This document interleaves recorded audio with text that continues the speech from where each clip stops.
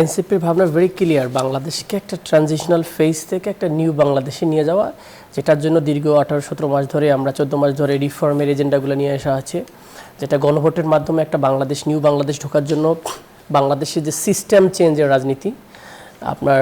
আমাদের মেইনলি বড় সমস্যাটা হচ্ছে সুশাসন নাই, এটাই তো মুদ্রা সমস্যা। রাজনৈতিক সমস্যা যতটা তার বেশি সুশাসন নাই, রুল অফ ল নাই। এটা নিশ্চিত করতে পারে যে কাঠামোগতভাবে যে ফেসিস সিস্টেম আছে এটাকে চেঞ্জ করা। আমরা আলোচনা করছিলাম যে তফসিল এবং তফসিলের পরবর্তী যে ভোটের মাঠের চ্যালেঞ্জ সেটা কি হতে পারে, এনসিপি কি মনে করছে।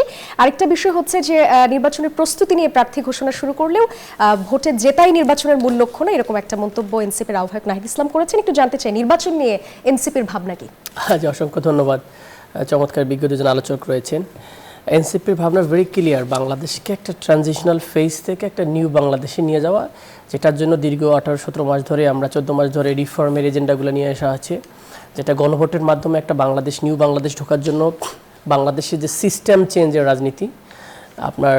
আমাদের মেইনলি বড় সমস্যাটা হচ্ছে সুশাসন নাই, এটাই তো মুদ্রা সমস্যা।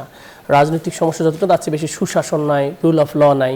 এটা নিশ্চিত করতে পারে যে কাঠামোগতভাবে যে ফেসিস সিস্টেম আছে এটাকে চেঞ্জ করা, যেটা খুবই থ্যাঙ্কস যে সবাই মোটামুটি এগ্রি করেছে এগুলো চেঞ্জ করতে হবে।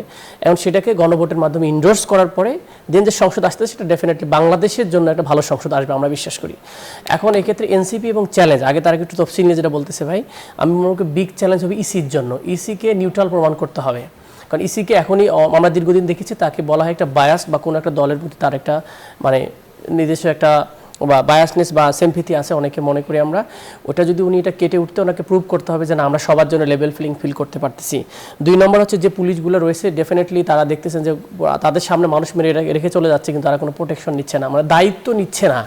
তো সে জায়গায় পুলিশ যদি না থাকে, আর্মি দিয়ে তো আপনি সব প্রোটেকশন দিতে পারবেন না। এছাড়াও আরেকটা চ্যালেঞ্জ হবে যদি রাজনৈতিক দলরা যে পরিমাণ নিজেদের ভিতরে কামড়াকামড়ি আমরা ছোট ছোট বিষয় নিয়ে করতেছি, এটা ভেরি আনফর্চুনেট।